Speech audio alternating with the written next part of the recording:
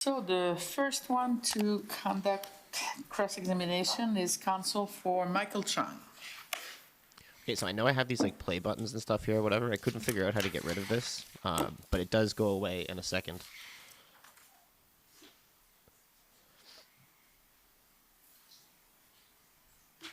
Prime Minister. Okay.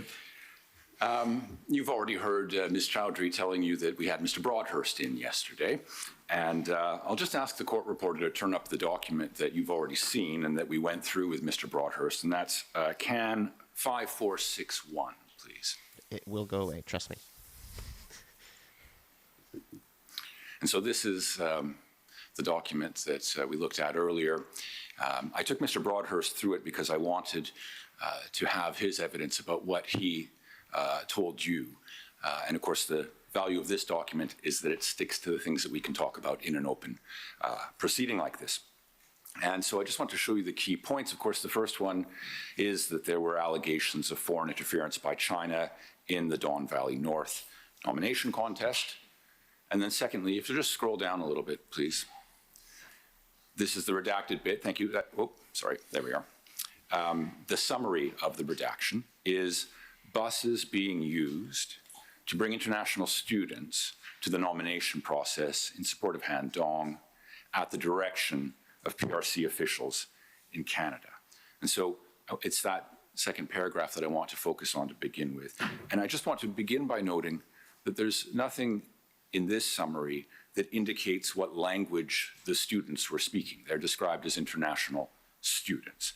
And the reason why I'm noting that is that in your evidence earlier, and also in the witness statements that you adopted at the beginning, you referred to people on the bus, the students, at points as being Chinese-speaking peoples or Chinese speakers.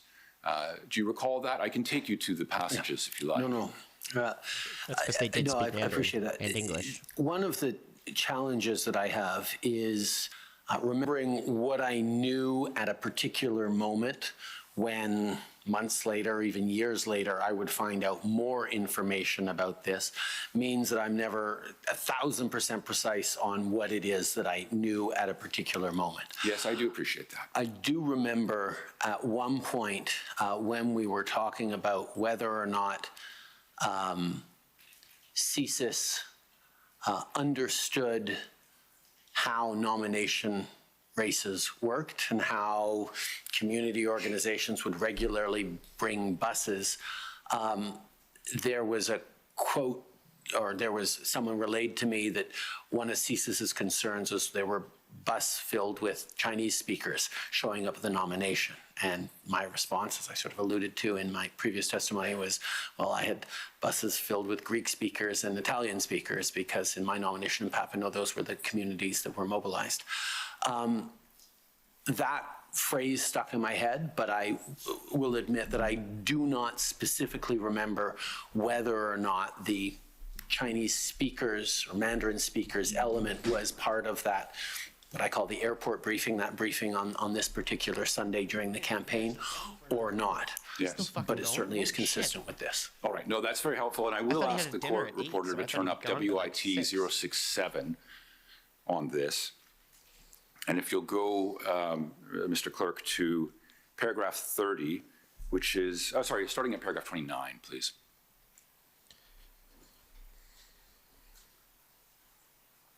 Paragraph 29, there we are. Right, thank you. And so the last sentence is the concern was that buses of Chinese speakers had arrived at the nomination or possibly been brought into the nomination. And then if we go to paragraph 30 and just over the page, the top of the next page, a little further, there we are.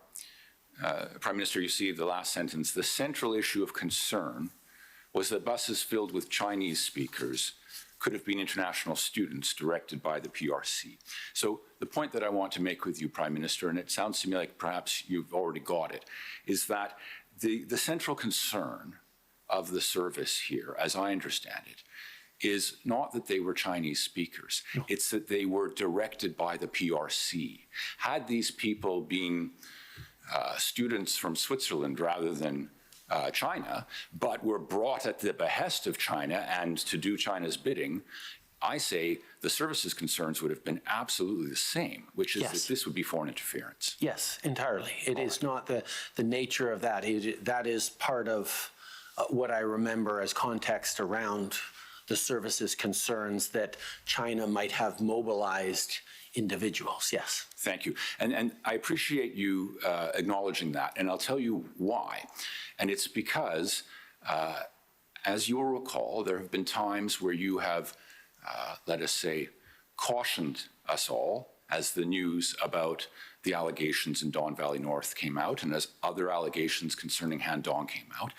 You have, as I say, let us say, cautioned Canadians not to fall into anti-Chinese or anti-Asian stereotypes around this. And what I want to press on you here is that the ethnicity or the language of these students has never been the issue either for the service or for any right-thinking Canadian. The concern instead is that PRC was directing people, whoever they were, to go do their bidding and to help Han Dong into his seat in Parliament. And you can have that concern and worry about that and worry about the consequences for our democracy without having an ounce of racial prejudice running through your veins. Do you agree with me on that? Entirely, and that was actually the point that I made. He never said that he wasn't. That I don't know why this guy's so fired up to about them saying, or the suggestion that, oh, the concern was the bus filled with Chinese speakers. I say that has absolutely no bearing on anything. And I want to be clear, though, I hope it is your evidence that you did not feel that the service itself was acting in some racially prejudiced way. No, my concern was more that perhaps the service didn't understand. But the facts are the facts. As deeply as it was a bus filled with Chinese students that spoke Mandarin. Do. Sure, they spoke English too, but they came from busing China. Of different community groups in nomination campaigns. Right, and racial about come that. to That's that just point fact. as well. If we could go to WIT 66, please. That's your other statement. I don't get it. That is a very strange question. Paragraph 24, please.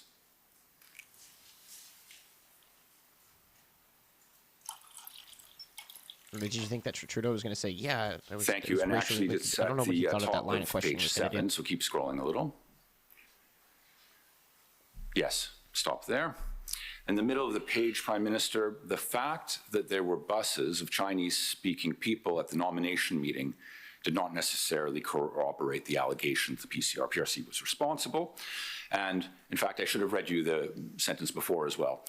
He, meaning you, Prime Minister, also remembered that the intelligence was only an allegation, included no evidence that the people being bused at polls were supported by PRC officials, right? And you go on to say, Prime Minister, that you remembered asking whether the service understood that busing is part of the nomination process. Is that right? Yes. Okay, thank you. And again, going back to the reporting I just showed you, there's obviously a reference to busing there. But what I want to suggest to you is that the emphasis, again, wasn't on the mode of travel for these people. They took buses this time, all right.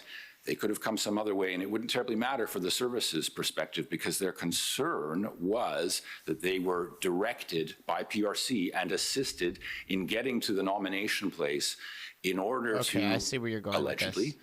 help one candidate over another. So the way they got there doesn't matter one way or another. I understand your point that you wanted to make sure that CSIS understood that buses per se are not a problem. But my proposition to you, sir, is that when you read that statement, the emphasis is on direction by China. Yes, they got there by buses. That's the allegation. They could have got there by tricycles. It doesn't terribly matter. The point is they were directed by China. I would suggest that it might be more difficult for a foreign actor to organize fleets of individuals showing up on tricycles rather than filling them into a bus. I expect that's right. But one way or another, let's say they managed that miracle, CSIS would still be concerned, and rightly so. Absolutely. Yes. All right. I would like to take you to the David Johnson report for a moment now. That's at COM 104.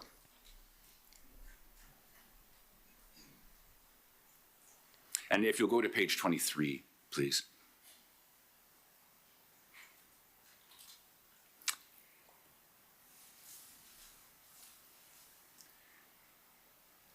Now, I forgot that this is in 2 columns, so I'm not sure where I'm going to find my quote. Let me read it to you. I don't think it's controversial. You may recall that Mr. Johnson, and I hope we can find it in here somewhere, but Mr. Johnson concluded in respect of the Don Valley North allegations. He said, quote, "There is a well-grounded suspicion that the irregularities were tied to the PRC consulate in Toronto." Do you recall that, sir? I can try to find it for you if you don't.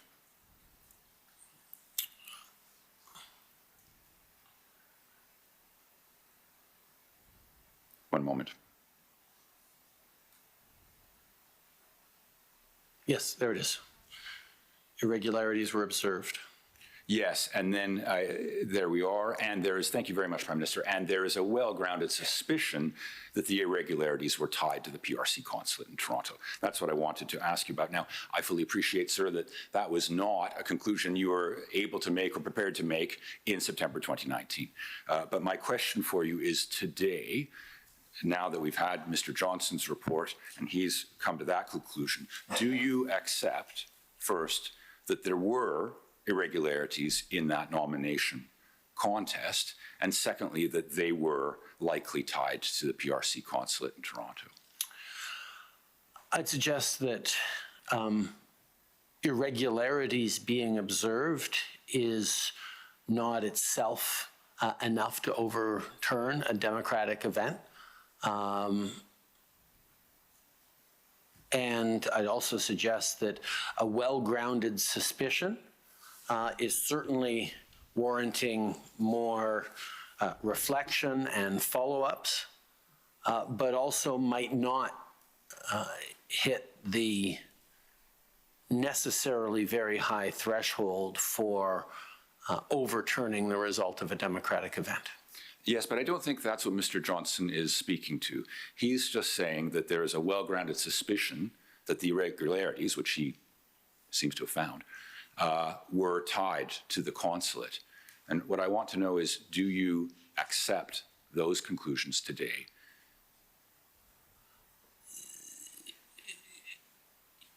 Yeah, sorry, if you're not asking me about how I accept that there is a suspicion that PRC officials in Canada were engaged in some way with that nomination. I can't speak to irregularities. Perhaps you know what irregularities specifically Mr. Johnson was talking about? No, not as well as some people in this room. All right. Well, you do accept, though, and you say that there's a suspicion. Do you accept that it's well-grounded? That was Mr. Johnson's view. I can't speak to analysis made by others. I certainly, and again, distinguishing what I knew in 2019 from what I may have learned later leaves me in an awkward position around answering this. All right. I'll move to my next document, and that is CAN 15842, please.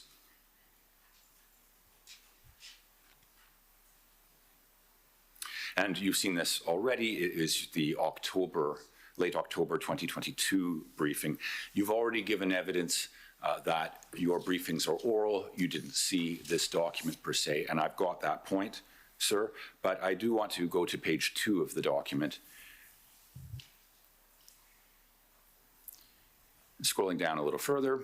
There we are. Thank you.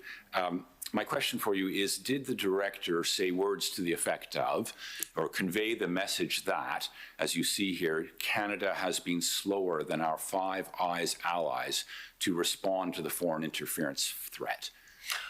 No. All right. And if you continue on in that same passage, such as proactively publicizing successful disruption activities, was that something that the director conveyed to you? No, when I spoke to this before, I believe I said that the briefing notes prepared for the director didn't particularly align with the actual briefing we got. Yes. The briefing was spent almost entirely on specific cases, and all of these notes prepared for the director, generally saying, yes, foreign interference is serious, India, China, serious, would have taken up the first 30 seconds of what the director said, because Understood. he would have gotten right into the cases. So this is not. I'm just going to show you one more point from this. I do have your point about that. It's page 3. It's going to be your last question. Yes, thank you.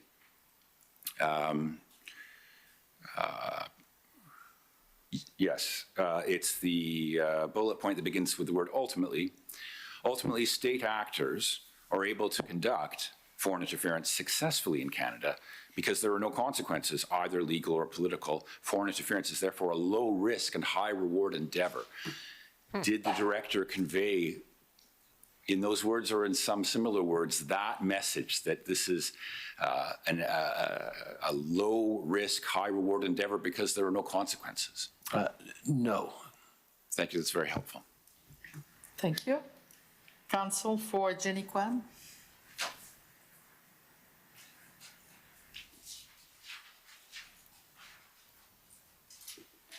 Minister, good afternoon.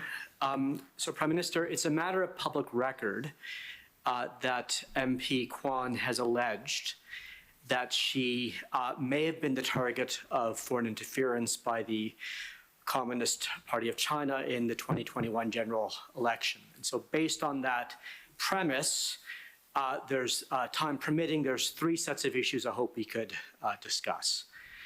The first is how MP Kwan came to know from CSIS that she was a target for foreign interference.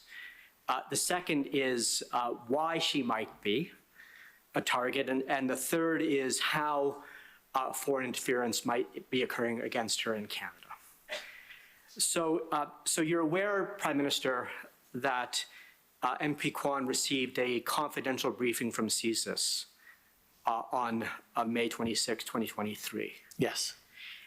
And you're aware that she's not shared publicly any of the classified information she received in that briefing. I believe that to be correct, yes. But you're aware she stated that she was told that she is an evergreen target for the Communist Party of China and for the rest of her life, even after she leaves politics. I can't speak to directly what she was told, but that seems consistent with what they might have told her, yes. So Prime Minister, are you able in this setting to share with us whether you had any role in the decision to brief MP Kwan about foreign interference? When there are allegations or information brought to me regarding a particular member of parliament or a particular individual, often one of our first responses in my office, my response, is to ask CSIS or the security agency involved to engage directly with the individual. That's why MP The Chong nature of didn't know that for engagement, years. often we find that CSIS is already preparing to do that. Sometimes us encouraging it allows it or encourages it to happen more quickly. It's certainly something CSIS can make decisions about on its own as well. But I believe in this case, we encouraged those briefings to happen. And so you encourage them to happen. And if you're able to comment, was one of the reasons why you and your office encouraged the briefing to happen was to enable MP Kwan to herself identify foreign interference that might be occurring and to take steps, if she could, to counter foreign interference? The challenge of foreign interference exists for, as we've heard, for just about every elected official at every different order of government as a potential threat. But we also know that diaspora communities, particularly from certain countries of origin, are more susceptible to be targets on that. So whether it's defensive briefings or threat reduction measures, which are two different approaches that CSIS and others can use in terms of briefing, they are designed to both inform, make aware, and hopefully help the individual in avoiding the kind of interference that is of concern. And so one goal is to help individuals avoid foreign interference if it's occurring, so a self-help remedy, if we could. But surely another purpose would be to urge an individual to come forth with concerns about potential foreign interference to CSIS or the RCMP or the Commissioner of Canada Elections or some other federal authority. Is that right? Right. And of course, for anyone to come forward, a member of Parliament or any Canadian who might be targeted for foreign interference, the expectation would be that if they presented such a complaint or a concern, that it would be investigated thoroughly. That it would be given the attention that it merits, yes. Okay. And so I want to dig in a bit to why MP Kwan might have been targeted and what your thoughts are. So you're aware that MP Kwan has testified here that she believes she's been targeted for foreign interference because of her outspoken criticism over many years of the human rights record of the People's Republic of China. Are you aware of that? Yes. Yeah, and so you're aware of her criticisms of the Tiananmen Square massacre. Yes. And the Hong Kong national security law. Yes, like many Canadians of all different origins, but particularly progressive Canadians of Chinese origin, there are some very strong and outspoken and brave individuals who speak up against the government of their country of origin. And she made some of those criticisms as a parliamentarian. Mm-hmm. On the floor of the House of Commons. Yes. So, for example, when she spoke in favor of and voted in favor of the resolution on the Uyghur genocide. And so it's clear then in making these criticisms, she was exercising her right to free speech, you'd agree? Yes. And that she was exercising her parliamentary privilege when she made those criticisms. And no Canadian... And I'd also say more, she was... fulfilling her responsibilities as a member of Parliament to represent her constituents and her community in our Parliament. Agreed. And that no Canadian, MP or not, should be subject to foreign interference for expressing their political views. Indeed, yes. So I want to then take you if I may, Prime Minister, to how foreign interference by the CCP might be occurring in Canada. And so we've had testimony that the CCP's foreign interference activities occur through the United Front, an arm of the Chinese Communist Party. You're aware of that? Not exclusively. Right, but including through the United Front. Yes, there are many different ways, and the United Front is one of the ways in which the Communist Party of China exerts either influence or perhaps in other cases interference. And are you able to comment on the other ways? Chinese police stations are a perfect example of something that's been in the news recently that our friend from the block asked about earlier today. And of course, the United Front often operates through proxies, we've learned. You agree that that's correct? Yes. And I think the words you used to describe foreign interference in your examination in chief were covert, coercive, deceptive. And so would it surprise you if you were told that the United Front might funnel funds to Chinese proxies in Canada? I am wary of getting into too much of what I know in an open forum here, but I think there's been evidence submitted along the lines of that. Okay, and you're aware that CSIS has confirmed that the United Front uses proxies to disinvite or deplatform regime opponents from invitations to important community events. I would encourage you to go directly to the source of these reports and allegations. I can say that, yes, I am kept very, very highly briefed on various ways of interference. I'm not always sure which ones I can talk about that I know about that others may not know about, but if you're talking about public record things, then it's good that you're putting them into the record. Sure. And so as a politician, of course, part of some of the rituals of Canadian political life involve attending events hosted by different ethnic communities that are potentially quite significant. So Vaisakhi would be one I'm sure that you might be familiar with. Yes. And so there is a certain significance then to having been invited for many years to an event and then suddenly disinvited in a public way. That would be designed to send a message. Wouldn't you agree? I think publicly disinviting someone as wrong as it would be might fall into the category of influence rather than interference.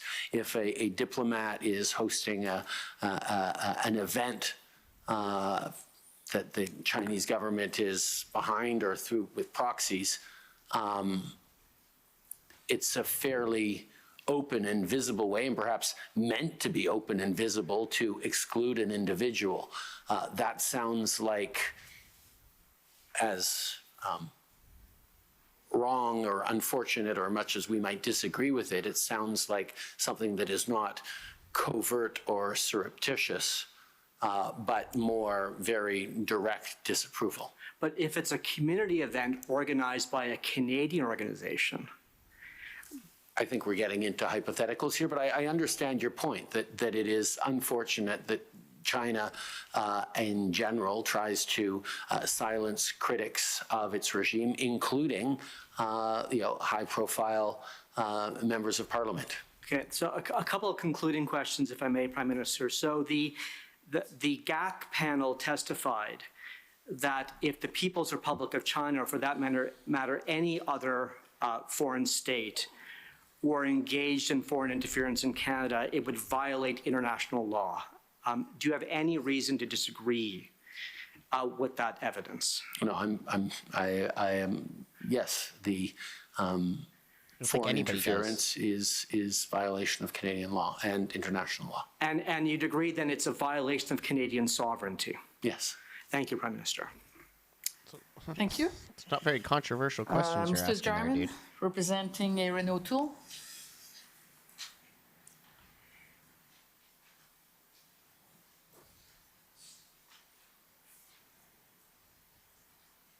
Thank you, Prime Minister, or thank you, Commissioner. Prime Minister, my name is Tom Jarman. I represent Aaron O'Toole. Just building on a question that my colleague was asking, Mr. O'Toole, similar to Ms. Kwan, has also received a defensive briefing from CSIS. And was that done with the permission or direction of your office? Again, it is not something that CSIS needs to get permission from the Prime Minister's office to do. But in this case, we certainly encouraged it. And has your office given general direction that when MPs come under this sort of, I guess, scrutiny or attack, that they should be made aware of that? That is, in general, our approach on things, yes. But has your office given direction to that effect? It is not to us to direct CSIS on what threat reduction or defensive briefings it gives or doesn't give, but certainly our posture has been one of encouraging CSIS to keep all parliamentarians informed and aware of not just threats against them, but of issues of foreign interference. Okay, thank you. I guess if I could go to CAN 4495.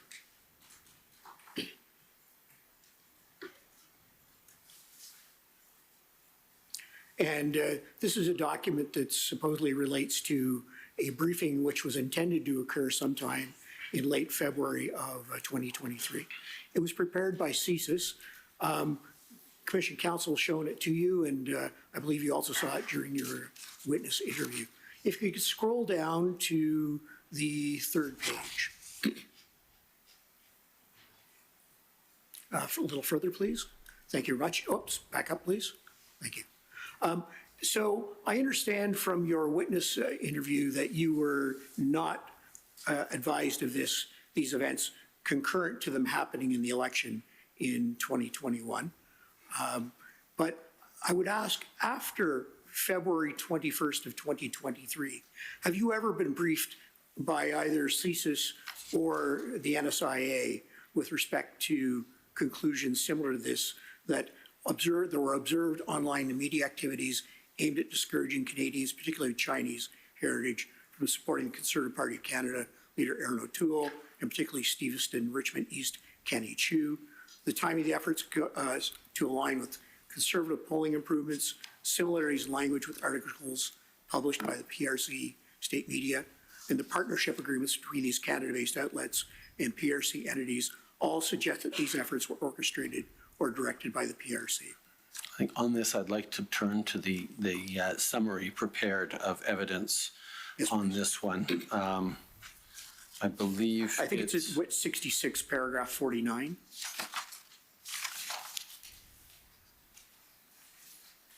Sorry, I'm talking about the intelligence summaries,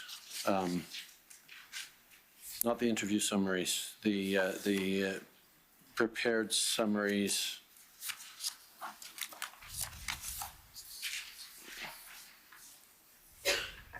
Redactors. Madam Commissioner, I think the Prime Minister is referring to the multi-source topical summary. That one. Topical summaries, yes. She. I believe it's number 4, if that assists, dot 4.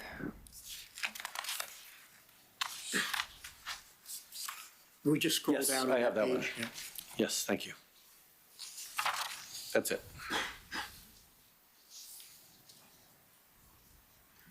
So that's a topical summary, but going back to my question, which was, has any official, either the NSIA or the director of CSIS or anyone on your staff, briefed you with respect to the conclusions that were in CAN 4495? And just to be fair to the witness, perhaps he could be allowed to look at those conclusions one by one rather than in a mass. Well, possibly you can go back to CAN 4495 then, please. Yes, I have the summary, so if we can go back on the page to the document you brought up. Thank you.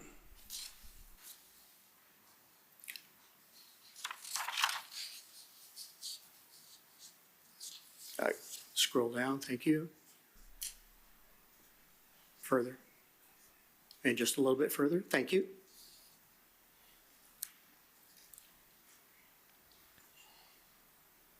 So the overall statement is observed online and media activities aimed at discouraging Canadians, particularly of Chinese heritage, from supporting Conservative Party leader Erin O'Toole, and particularly Steveston and Richmond East Canada, Kenny Chu.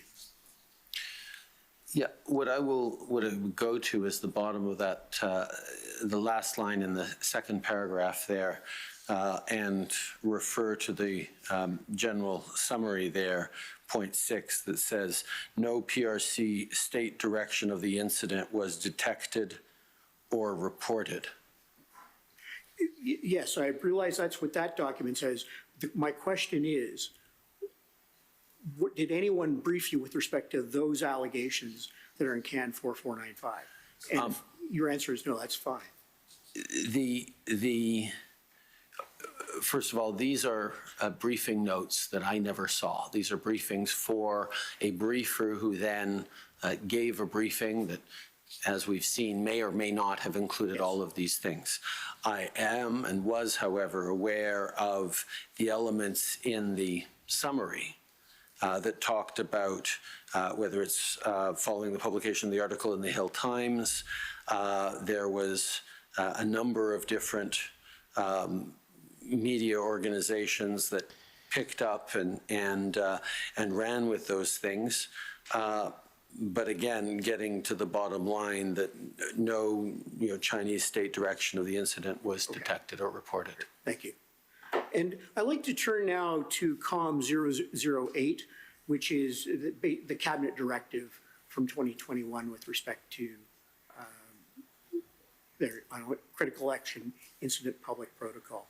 And this is the standing directive right now. It is, unlike 2019, this is an ongoing thing. Is that correct? Yes, this is the existing directive now, yes. And we've heard from various witnesses, Madame Drouin, who said that the threshold for intervention by the panel of 5 would either be high or very high, were the words she used. Minister Gould used observe with certainty, and Minister LeBlanc used the high threshold as well. Is that consistent with your understanding of how the directive is meant to apply? The directive is meant to apply and the panel is meant to kick in when there are threats to Canada being able to hold a free and fair election. That must necessarily be a significantly high threshold because just the act of engaging for the panel could itself have an impact on the unfolding of the election. So the expertise and the experience and the professional judgment of the people on the panel is what we lean on significantly for whether and how they intervene. I will highlight that not every intervention by the P5 would be to convene a supper hour press conference to tell Canadians about something in the middle of an election campaign. It could involve, as it has, apprising different parties of concerns. It could involve asking or working with a social media giant to take down a particular piece of misinformation. Like, there are different things that would have different thresholds in terms of what is required to do to ensure that the election remains free and fair for Canadians. Possibly, can we scroll down in the directive itself, please? And into 5. There we are, the process. Actually, I'm sorry, I have to go back up again. So they say, paragraph 3, please. You say, Minister, or Prime Minister rather, that this can be engaged by threats. The panel of 5 has testified that it must be an event that has occurred which affects a free and fair election, at which they would give notice to Canadians. Is it your evidence that the panel can act on perceived threat as opposed to an event? I'd ask you actually to scroll down to, go to 4.0 or, no, next one, 5.0. There we go. Lays out a process through which Canadians would be notified of an incident that threatens Canada's ability to have a free and fair election should notification be necessary. I suppose an incident could be an event, but I think if there is an imminent threat to Canada's ability to have free and fair election, I have no doubt that the panel would engage with that, whether or not the incident or event had happened or was just imminently about to happen. And just one last question, please, Commissioner. And that threat could crystallize at the general election level, at the riding level, or indeed among a diaspora community level that's spread out over across several ridings. Sorry, and what's your question? That threat could crystallize yes. At either the general election level, an individual riding level, or among a broader community that's spread out over several ridings. Yes, as long as it threatens Canada's ability to have a free and fair election, either at the riding level or in the aggregate general election, which is just the sum of 338 individual riding elections. Thank you. Thank you, Prime Minister. Thank you, Tom. Thank you. Mr. De Luca, acting on behalf of the Conservative Party.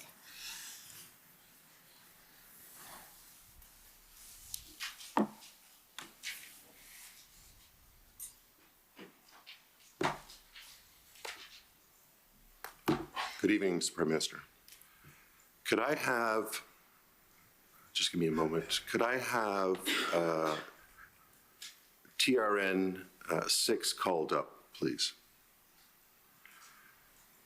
And while that's being called up, Mr. Prime Minister, in preparation for your testimony here today, have you been aware that MP Han Dong confirmed under oath at this inquiry that he spoke to PRC officials on multiple occasions about the two Michaels while they were held in captivity in China?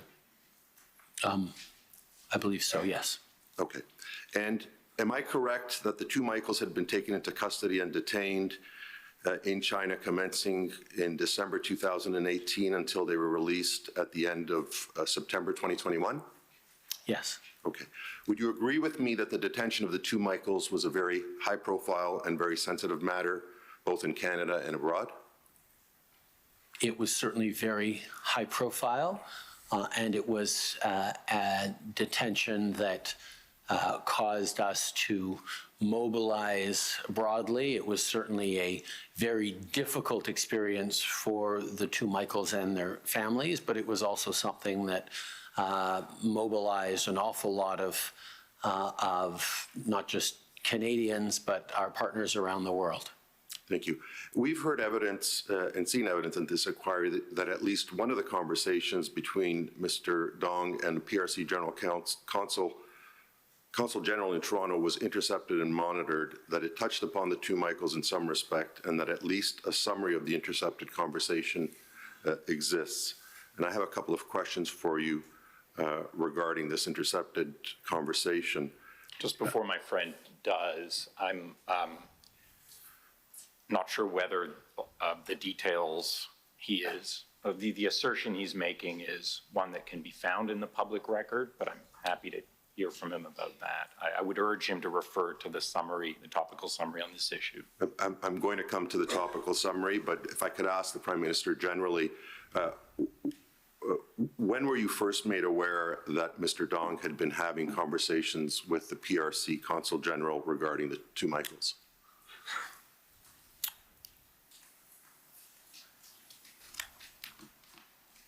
I can't recall offhand at what point that was. Do you remember what year, sir?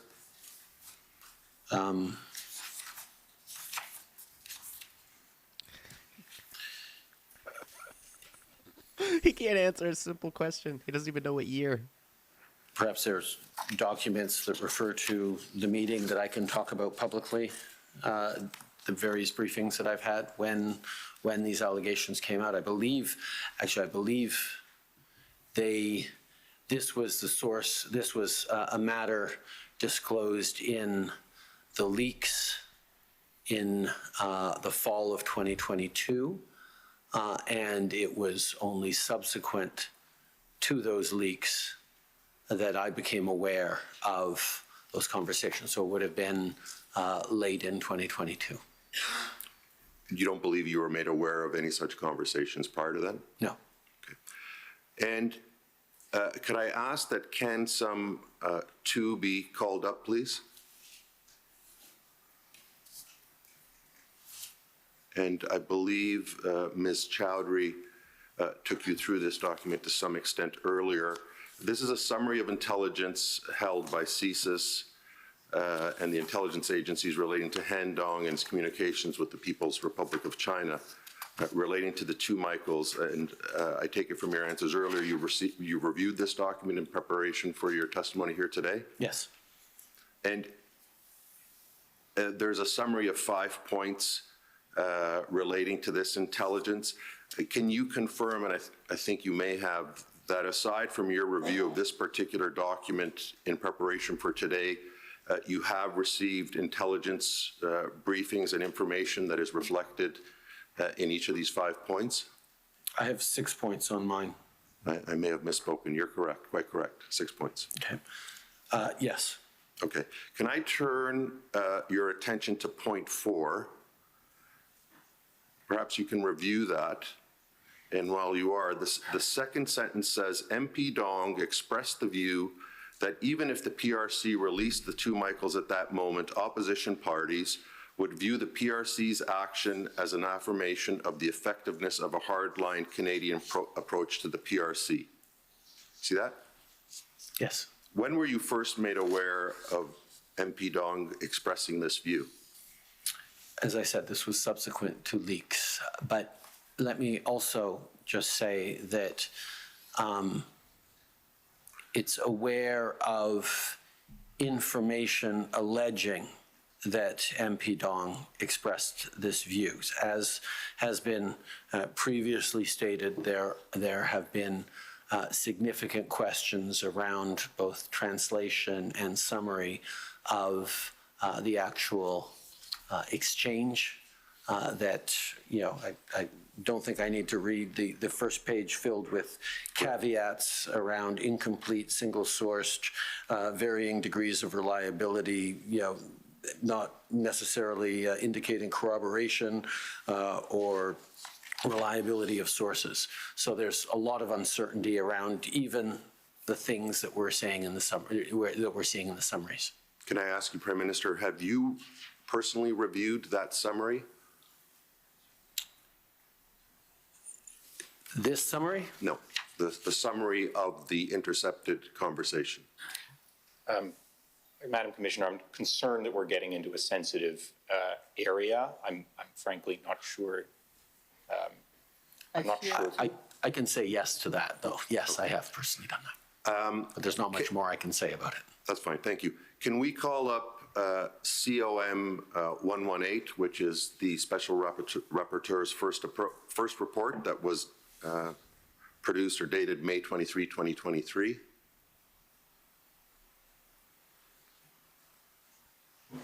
COM 118? Yes. Just a minute.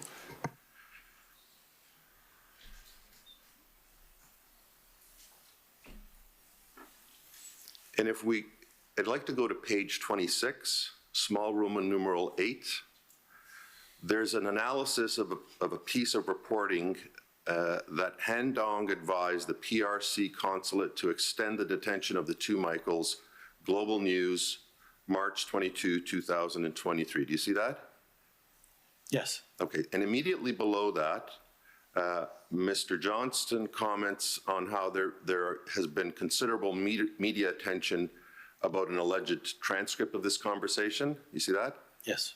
And he then says, I have reviewed the same intelligence report that was provided to the Prime Minister relating to this allegation, which I am advised is the only intelligence that speaks to this issue. I can report the following, and we're going to come to the following. My question now, though, is, Mr. Johnson tells us that he reviewed the same intelligence report that you did, and that this is the only report that exists that speaks to this issue. So my question for you is the following. Is the intelligence report that Mr. Johnson is referring to there CAN-SUM 002 that we just looked at, or is it something else? I'm not sure the witness can answer that in this setting. So we'll note the question. Okay. And are there other reports that, for now we'll go with written reports, either hard copy or electronic, that you're aware of that perhaps were not shared with Mr. Johnson that might relate to precisely what was or wasn't said between Mr. Dong and the PRC official? I'm not certain I can answer that question. For the same reasons? For reasons of security and confidentiality. Thank you. National security. Thank you. Have those reports, if there are any such reports, have they been provided to the present commission? Again, I'm not sure I cannot confirm or infirm the existence of any other reports that I cannot speak to here. Thank you very much. Mr. Johnson then gives his assessment of that particular allegation as follows. He says, the allegation is false. Mr. Dong discussed the two Michaels with a PRC official, but did not suggest to the official that the PRC extend their detention. The allegation that he did make that suggestion has had a very adverse effect. Do you agree with that assessment, sir? Yes, we know that the media reports and the allegations made in rather a spectacular fashion about Mr. Dong were false. Okay, but would you agree in regards with to what he said or didn't say about the two Michaels? Okay, would you agree with me, sir, that all that Mr. Johnson was commenting on was what is contained in that heading, that particular allegation? Mr. Johnson didn't comment one way or the other about whether what else Mr. Dong might have said to the PRC council, read the two Michaels, was correct. So, for example, in CanSum 02, the conversation is stated slightly differently. I'm not sure the witness can comment on what Mr. Johnson was or was not commenting on. Mr. Prime Minister, I have very many more questions, as you might imagine, but I simply don't have the time. Thank you very much. Thank you, Mr. De Luca. Counsel for Anne Dang.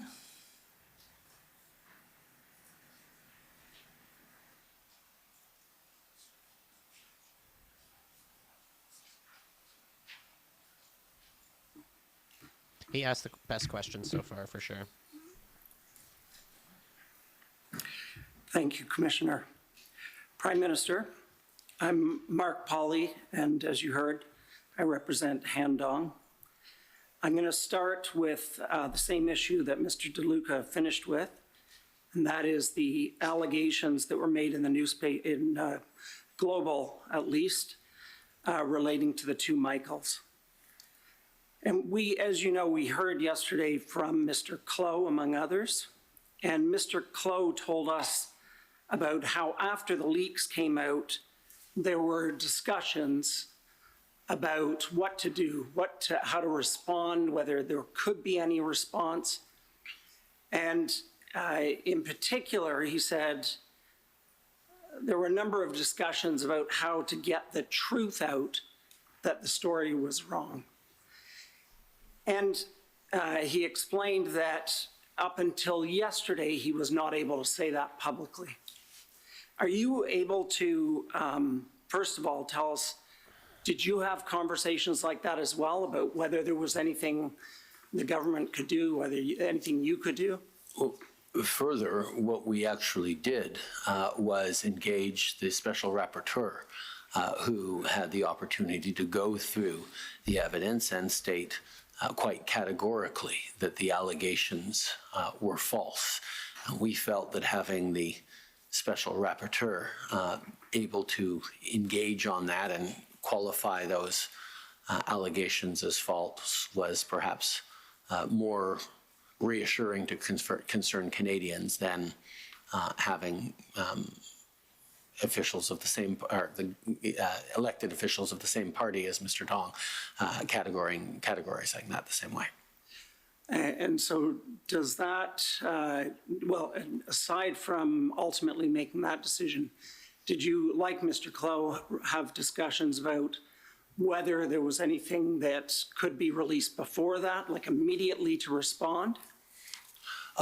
There were many discussions following the leaks on this issue, but on a number of the issues that were leaking, as we highlighted and attempted to highlight a few times in the media. There were clear falsehoods and inaccuracies in the media reporting, but the challenge of protecting national security meant that we were very much limited in our ability to contradict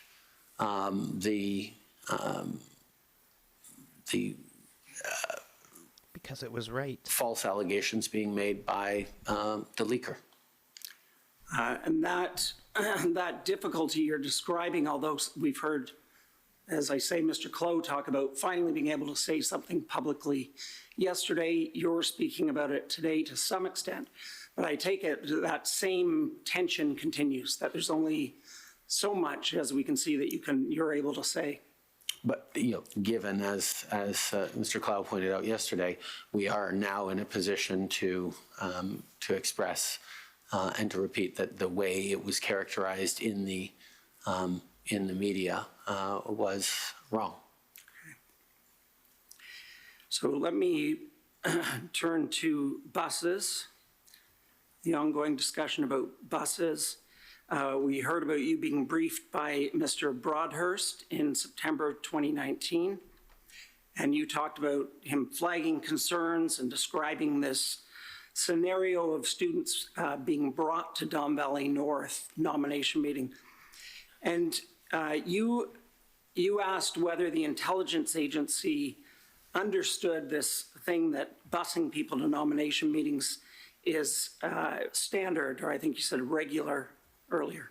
Is that right? Yes. And It will be your last question.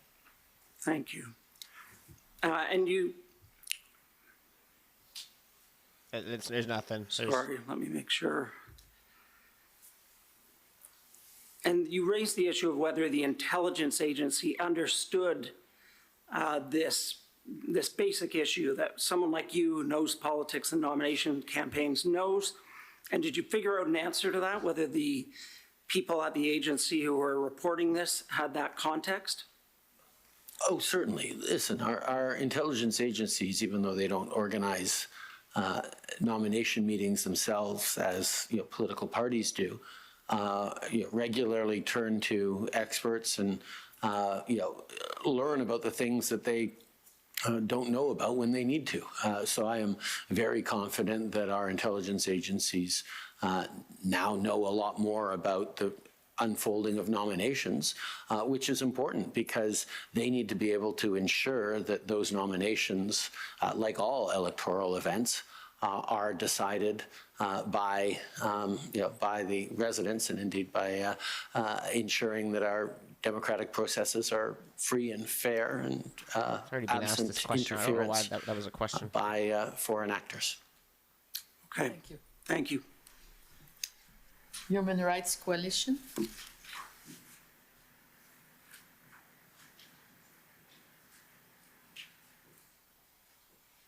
And she's got like 3 minutes. Good evening. My name is Sarah Teach, and as the Commissioner stated, I'm representing the Human Rights Coalition. I understand, Mr. Prime Minister, that you have a lot of confidence in your NSIA's ability to receive information from the national security agencies.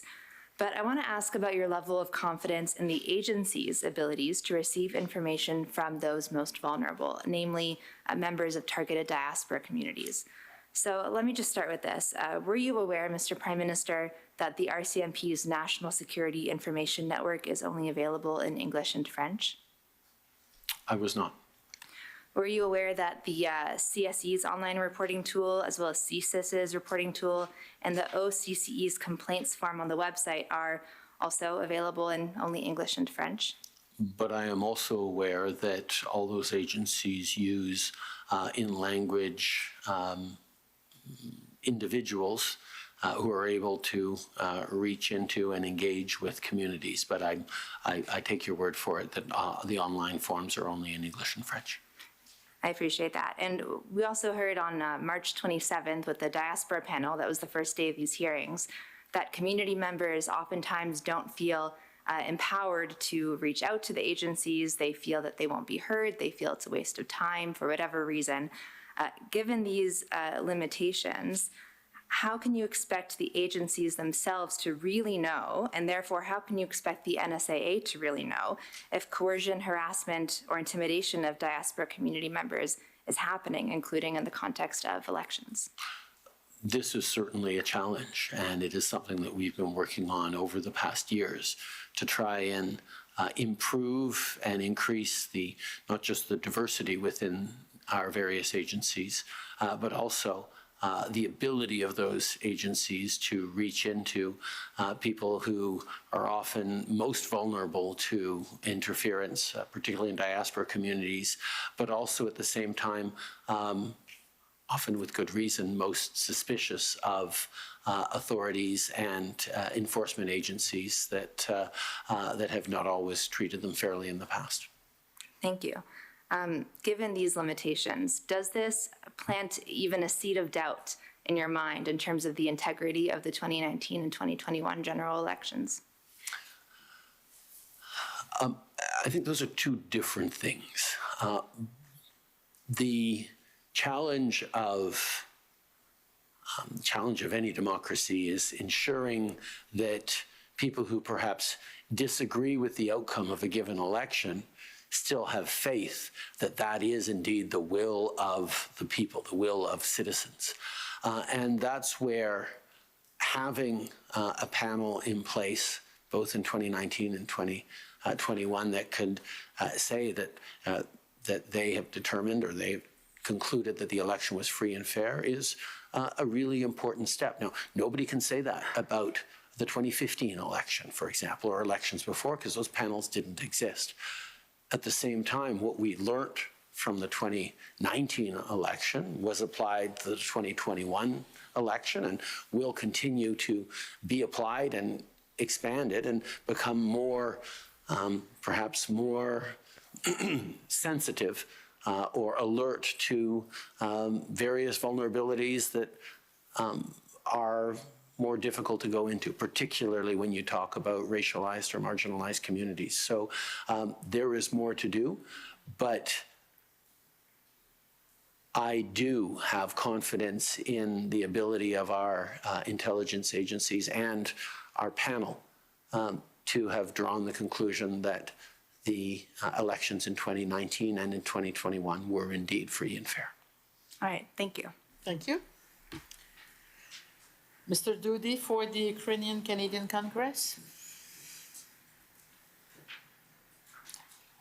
Or, yes. No, it's the Sikh Coalition, I'm sorry.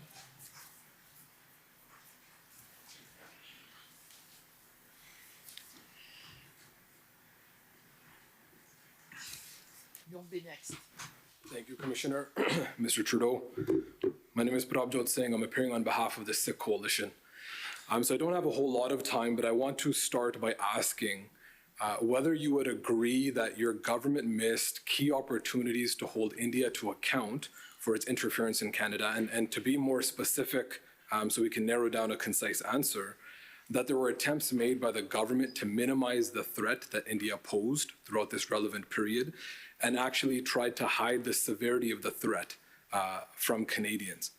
Would you agree with that assessment? No. Mr. Operator, if we can bring up COM 155. So, Mr. Trudeau, this is a copy of the 2019 annual report of the NSI COP, which you mentioned was a body created by your government in the hopes of creating some oversight and transparency on security and intelligence issues. Mr. Operator, if we can go to page 73 of the PDF. So as you know, this report deals with concerns about foreign interference. Is that 73 of the PDF? Or, yeah, 55 of the actual document. And so this is a section that deals with foreign interference specifically. And if we can continue to scroll down until 79, please. You can go a little bit faster.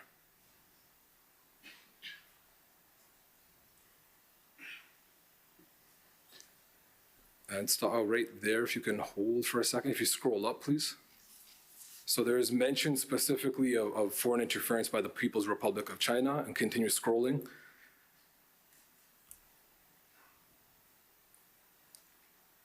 There's mention of the Russian Federation, and if we can pause right there, and it specifically says other states engaged in foreign interference, and if you continue scrolling, that entire section has been redacted. Mm-hmm. Mr. Operator, if we can go to page 108 of the PDF. And if you continue scrolling until 113, you see these are instances of Canada's response to foreign interference in relation to China. And then it goes into instances of a response to Russian interference. And if we scroll down, and this entire section again is redacted. So, Mr. Trudeau, I'm going to suggest that the redacted sections of this report outline details of Indian electoral interference and coercive activities against the Sikh community, as well as outlining governmental failures in combating this specific threat. And so I understand that you may not be able to address this in a public setting for national security reasons, and if that's the case, you can indicate that to the Commissioner. So can you confirm that that is the substance that's been redacted in this report? Obviously, in a public setting, I can't speak to redactions made for national security, but I will say that the principle that anyone who comes to Canada from anywhere in the world has all the rights of a Canadian to be free from extortion, coercion, interference from a country that they left behind, and how we have stood up for Canadians, including in the very serious case that I brought forward to Parliament of the killing of Nijar, demonstrates our government's commitment to defending the rights and freedoms of Canadians, for whom, which are the reasons for which so many people crossed oceans and continents to come live in this country and build this country. And the suggestion that we haven't and we won't do everything we can to defend Canadian rules and values and defend Canadians from foreign interference is simply misplaced. And so I take your point there, and I have very limited time, but I do want to confirm that it was you that approved the redactions in this report. Is that correct? Based on suggestions from public servants that you received. Redactions are made by professional public servants, and we sign off on them, but we do not modify them.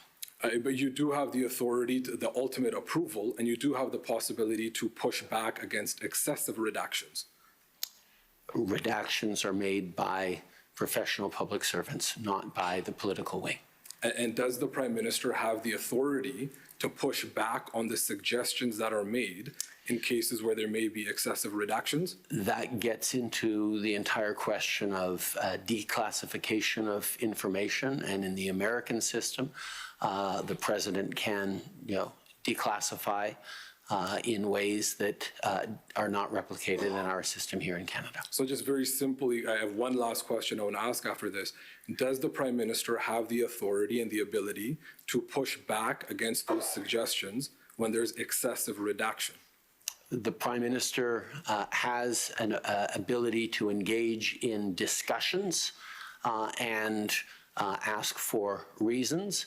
But like I said, as Prime Minister and as a government, our habit and our approach has always been to allow the professional public service to make determinations around what needs to be redacted in the name of national security and confidentiality. Madam Commissioner, I have one final question, if that's okay.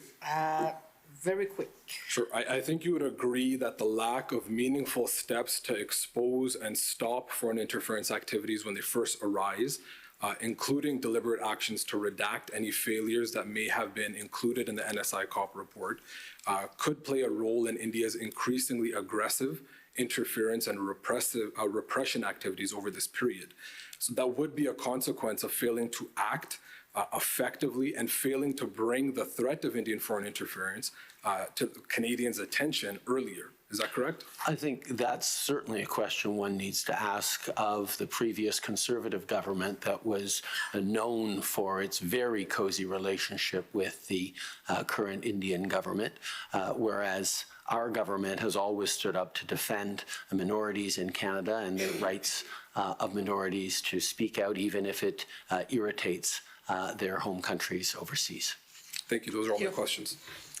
So, Mr. Doody, it's your turn.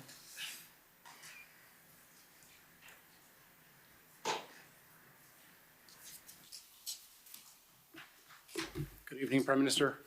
It's John Doody. I'm counsel for the Ukrainian Canadian Congress. We've heard that Russia's foreign interference activities in foreign elections was the catalyst for the plan to protect Canada's democracy, and that Russia was a foreign nation that the Canadian government was concerned could potentially interfere in Canadian elections, correct? Yes. Okay. We've also heard from the site task force and the panel of 5 that neither identified any foreign interference activity by Russia in either the 2019 or the 21 general election. It would seem possible that Russia was not interested in interfering with Canadian elections in those years, or equally possible that they did and the Canadian government failed to detect it. Would you agree that it's possible that Russia interfered in one or both the elections and the Canadian government simply failed to notice it? I would highlight that, of course, it is always possible that the entire body of our national security intelligence agencies, our very sophisticated cyber and security communications establishment detected absolutely nothing or got it wrong. But I would also suggest that undermining Canadians' confidence in their elections being free and fair is probably something that Russia would love to see in Canada. So I would be very wary about saying that, oh, you know, despite the fact you didn't find any evidence of it, it still might have happened. I think we have seen the extent to which Russia is engaged in misinformation, disinformation, and actions of sowing chaos and destabilizing democracies around the world, including attempts at cyber attacks and successful cyber attacks in Canada. But I think one of the big differences between Russia and a number of other hostile or challenging state actors is the significant lack of a critical mass of either Russian diaspora or Russian speakers in Canada, as you contrast with the situation in Ukraine or in Latvia or elsewhere where there is an easier threshold for them to interfere in democratic processes. You spoke about the need for Canadians to be confident that the government is doing what it can to keep Canadians safe. How confident are you in this site task force and the panel of five's conclusion that Russia did not interfere with either election?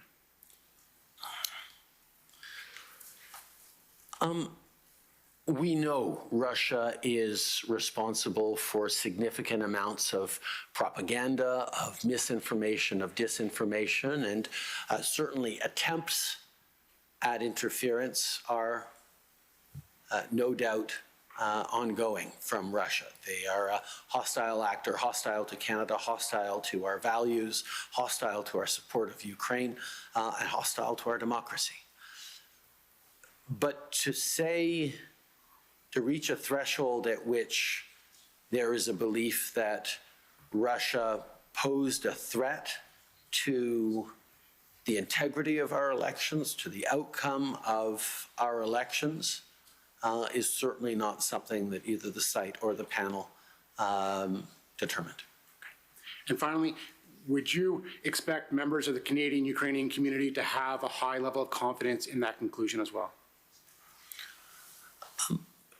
Yes, I think the Canadian-Ukrainian community, like all Canadians, can have a high degree of confidence in the conclusions by all of our national security experts and top public servants that the elections in 2019 and 2021 are free and fair.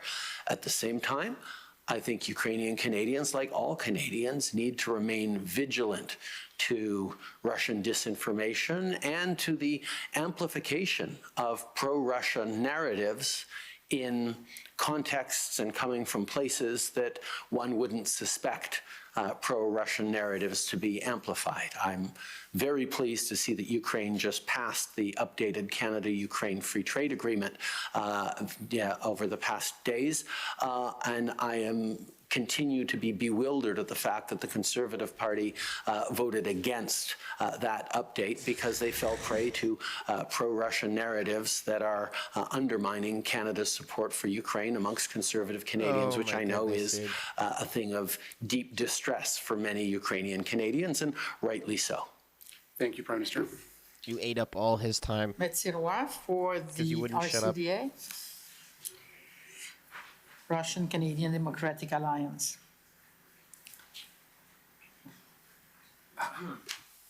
Bonjour, Monsieur le Premier ministre. Hello, Mr. Prime Minister. Hello, Madam Commissioner. I am representing the Russian-Canadian Alliance. We have heard that some disinformation campaigns could have affected some political parties in the 2021 elections. I'm sure you know what I'm talking about. I want to remove politics about this, and I want to talk about disinformation. Mr. Trudeau, I want to indicate that the conclusion from our national security experts and the panel in charge of ensuring the integrity of our elections, well, they agreed that there was no impact in the results due to foreign interference, whether it's in the different counties or in the general elections at large. So yes, there were attempts to interfere, but our elections were, the integrity of our elections stood firm. Question. I want to ask if that kind of attempt affected just one party, or could it affect all parties, leaders of all parties, like the Liberal Party and the others? Answer. Well, the involvement of foreign interference can affect just one party, all parties, or a few parties. It can also affect the country of origin, the county, and the region as well. Question. Did you witness this as a leader of the Liberal parties during the 2021 and 2019 elections? Answer. In my capacity as a party leader, I was supposed to campaign, speak to as many Canadians as possible, and ensure that as many Liberal members are elected as possible. I was confident in the institutions that we had built, like the P5, to ensure that the integrity of the elections stood firm, and they concluded that in both elections, 2021 and 2019, these elections were free and fair. Question. Let's put aside the institution. I want to ask you this question as a party leader campaigning in 2019 and 2021. I want to know what you heard with your own eyes and heard with your own ears and saw with your own eyes. Did these attempts affect members of the Liberal parties during both campaigns? Answer. Well, disinformation campaigns were quite widespread, more in 2021 than in 2019. We saw conspiracy theories with respect to vaccination. We also witnessed conspiracy theories about the World Economic Forum, and even personal attacks against me and my family. So yes, there was misinformation and disinformation during those campaigns. Question. Well, it can't be easy, especially when it affects your family. But my question is, you understand how social media works, so you did your campaign in 2015 thanks to social media. I'm sure it was very helpful in that campaign. I want to know whether there were some disinformation campaigns that were more important, and do you think that it impacted voters during those two campaigns? Answer. Well, every political party was using social media to try and garner votes. So, of course, social media played an important role in those elections. Question. I was talking about disinformation campaigns, wondering if you know whether we can influence voters in that regard. Answer. I think we can see that disinformation and misinformation impacts several people. There are thousands of Canadians who believed that vaccination was more dangerous than COVID-19 itself. That is an example of people who were affected, sometimes fatally, by disinformation. Mr. Tira, you have a last question? This is my last question. I want to know if you witnessed disinformation that could, if you had witnessed this, why didn't you raise this issue with government institutions, those who are mandated and authorized to act on these misinformation and disinformation campaigns, especially when it affects the integrity of elections? Answer. Because those institutions, and I speak regularly about this with my national security advisors about the impact of misinformation and disinformation. We can see, let's remember the situation that happened with the convoys in Ottawa to understand that it's a real situation, but it's not up to me tell the panels that you have to be wary of disinformation and misinformation. It's part of their job to ensure that the elections keep their integrity, and they did a good job in 2019 and 2021. And we understand that in 2025, it will be even more difficult, and they have to keep doing the excellent job. One last question, if I may. If you, as the party leader, you're in an election campaign and you see